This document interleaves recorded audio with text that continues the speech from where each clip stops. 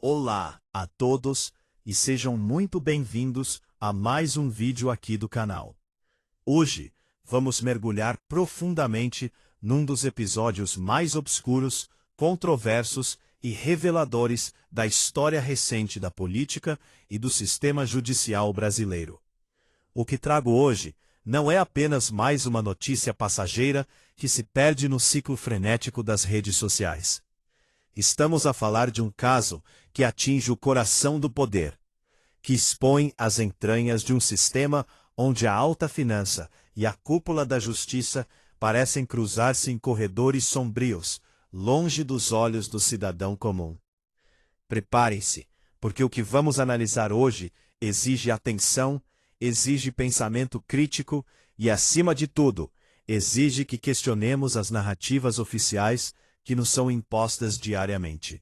Peço que fiquem até ao fim, que deixem o vosso gosto, que subscrevam o canal e que partilhem este vídeo, porque a verdade precisa de ecoar, especialmente quando os silenciadores institucionais tentam abafar os factos.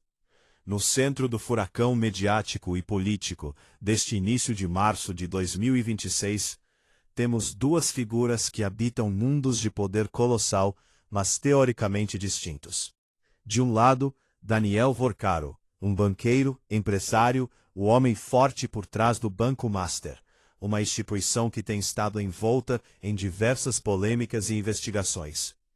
Do outro lado, temos Alexandre de Moraes, ministro do Supremo Tribunal Federal do Brasil, uma das figuras mais temidas, poderosas e incontestáveis da República Brasileira atual.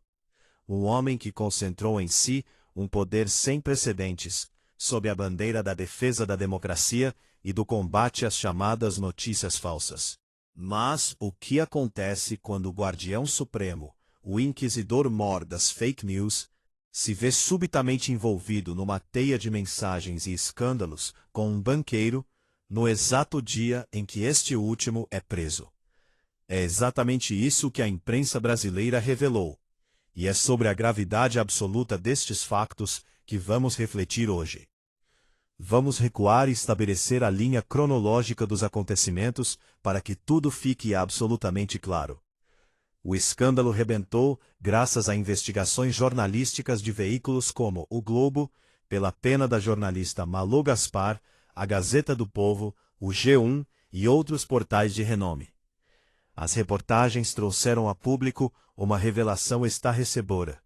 Daniel Vorcaro trocou mensagens com um contacto atribuído a Alexandre de Moraes precisamente no dia em que foi preso pela primeira vez, no ano de 2025. Nessas mensagens, o tom não era o de um cidadão comum a falar com um magistrado da mais alta corte do país. O teor das conversas, segundo as fugas de informação, girava em torno de um apelo desesperado para salvar o Master, referindo-se obviamente ao Banco Master, que estava na mira das autoridades e do qual Vorcaro é o principal rosto. Pensem bem na gravidade desta frase, salvar o Master. Não estamos a falar de um pedido de habeas corpus protocolado pelos canais legais e transparentes da Justiça.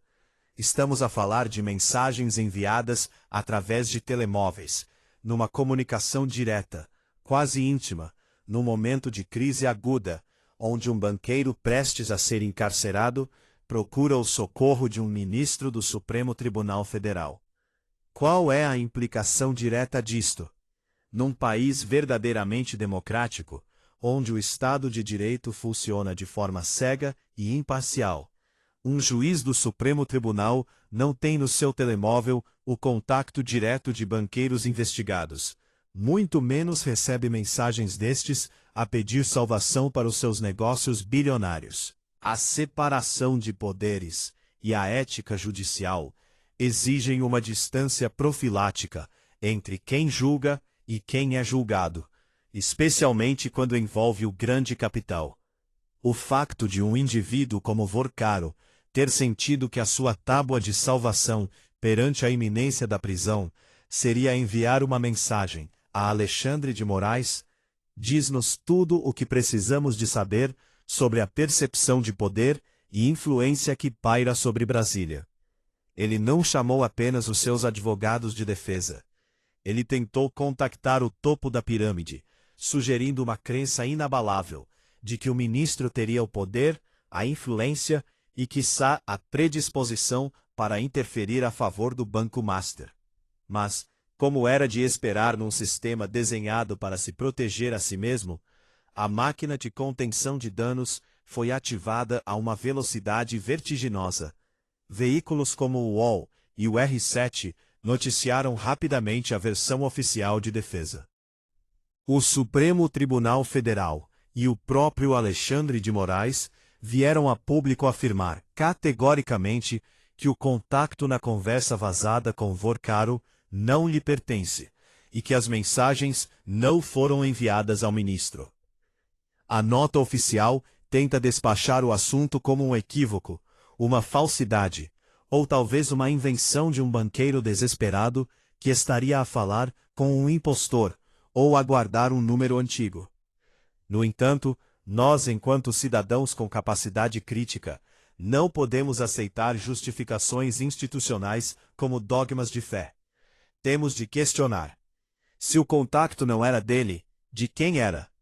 Como é que o telemóvel de um banqueiro de alto calibre, ao ser apreendido e periciado pelas autoridades policiais, autoridades essas que possuem tecnologia de ponta para cruzar dados, torres de telemóvel e históricos de chamadas, registra uma comunicação com alguém que ele acreditava ser Alexandre de Moraes?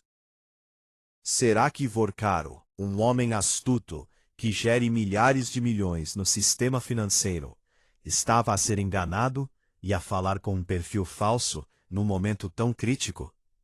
Ou será que a negação do STF é apenas um escudo institucional usado para proteger um dos seus membros mais influentes? A Gazeta do Povo foi muito feliz ao afirmar que as mensagens de Vorcaro colocam Moraes no centro do escândalo do Master. E colocam-no por um motivo muito simples. A credibilidade do Supremo Tribunal Federal brasileiro já se encontra profundamente desgastada. Vivemos anos em que inquéritos sigilosos, censura prévia, bloqueio de contas e prisões sem o devido processo legal se tornaram a norma, sob o pretexto de proteger as instituições. O ministro Moraes assumiu para si o papel de xerife da nação. Ele dita quem pode falar, o que pode ser dito, quem é preso e quem é silenciado nas redes sociais. E agora, o homem que exige transparência e verdade absoluta da população vê-se enredado numa trama de mensagens sombrias com a elite financeira. A hipocrisia é palpável.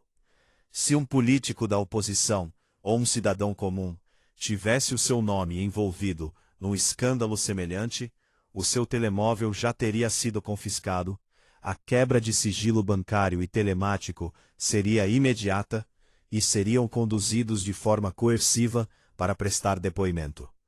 Haveria buscas e apreensões às 6 da manhã, transmitidas em direto na televisão. Mas quando se trata de um ministro do STF, um simples comunicado de imprensa a dizer "o número não é meu" é considerado prova suficiente e o caso é dado como encerrado pelas autoridades investigativas. Isto leva-nos a uma reflexão mais profunda sobre o estado da democracia e da justiça. O filósofo francês Montesquieu, na sua obra sobre a separação dos poderes, alertou que não haveria liberdade se o poder de julgar não estivesse separado do poder legislativo e do executivo. Mas no Brasil atual, assistimos a algo ainda mais perigoso. O poder judicial tornou-se não apenas um legislador de facto, mas um poder imperial, imune à fiscalização. Quem investiga os investigadores? Quem julga os juízes? Se houver suspeitas reais de que um ministro do STF estava a usar a sua influência para proteger um banco, quem terá a coragem institucional de investigar e processar esse magistrado? A resposta, tragicamente, parece ser ninguém. O Senado, que constitucionalmente teria o poder para fiscalizar e até afastar ministros do Supremo, através de processos de impeachment, encontra-se paralisado, muitas vezes chantageado ou refém de inquéritos que os próprios ministros do STF conduzem contra os senadores. É um ciclo vicioso de proteção mútua, uma oligarquia que se blinda contra qualquer escrutínio externo. O Banco Master, por sua vez, não é uma instituição financeira qualquer. É um banco que tem crescido de forma exponencial nos últimos anos, muitas vezes envolvido em operações financeiras complexas com municípios, estados e fundos de pensão no Brasil. O crescimento deste banco tem levantado sobrancelhas no mercado financeiro e na imprensa investigativa. A ligação entre o sucesso astronômico de certas instituições financeiras e o acesso aos corredores do poder em Brasília é uma história antiga no Brasil, conhecida como capitalismo de laços, ou capitalismo de compadrio. Neste sistema, o sucesso nos negócios não depende da inovação ou da livre concorrência, mas de quem tu conheces, do acesso que tens ao Palácio do Planalto, ao Congresso Nacional, ou, como sugere este novo escândalo, ao Supremo Tribunal Federal. O apelo de Vorcaro a Alexandre de Moraes para salvar o Master não é o grito de alguém que confia na justiça do mercado ou nas leis da República. É o apelo de um cortesão ao rei, um pedido de favor para que a mão pesada do Estado seja desviada dos seus interesses através de uma interferência superior. É crucial analisarmos o papel da imprensa nesta situação. Veículos tradicionais como o Globo e o G1, que durante muito tempo deram um apoio tácito e por vezes explícito às ações enérgicas e frequentemente inconstitucionais de Alexandre de Moraes, em nome de um pretenso combate ao fascismo ou à desinformação, viram-se obrigados a noticiar este escândalo. A força das provas, as perícias aos telemóveis e os relatórios da polícia são tão contundentes que esconder a notícia destruiria a pouca credibilidade que ainda resta à imprensa tradicional. Contudo, notem a diferença no tom e na abordagem. Quando noticiam o desmentido do STF, fazem-no com um respeito reverencial. A nota de defesa de Moraes, de que o contacto não era dele, é muitas vezes replicada como a verdade final, sem o escrutínio cético que qualquer jornalista digno dessa profissão deveria aplicar.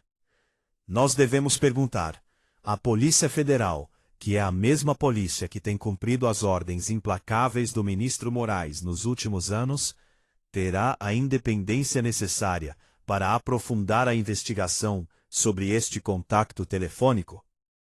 Será que vão rastrear os dados do operador de telecomunicações para ver com quem Vorcaro realmente falou? Qual era a localização desse telemóvel e se havia outras mensagens comprometedoras apagadas? Ou será que esse inquérito será convenientemente arquivado ou colocado sob sigilo perpétuo? A gravidade destas mensagens vai muito além de Daniel Vorcaro e do Banco Master. Elas expõem a vulnerabilidade e a arrogância de um sistema judicial que se julgava intocável. Quando Alexandre de Moraes se coloca na posição de censor supremo, dizendo aos brasileiros o que é verdade e o que é mentira, bloqueando contas e destruindo reputações e meios de subsistência de pessoas comuns, com base em inquéritos questionáveis, ele exige para si um padrão moral e ético de divindade. No entanto, quando as cortinas caem, o que vemos não são deuses no Olimpo. Vemos homens com pés de barro, enredados em conversas de telemóvel com banqueiros sob investigação, numa retórica de favores e resgates financeiros, que cheira ao mais rasteiro e típico fisiologismo da política brasileira. A postura de "faça o que eu digo, mas não faça o que eu faço", atinge aqui o seu limite máximo de saturação.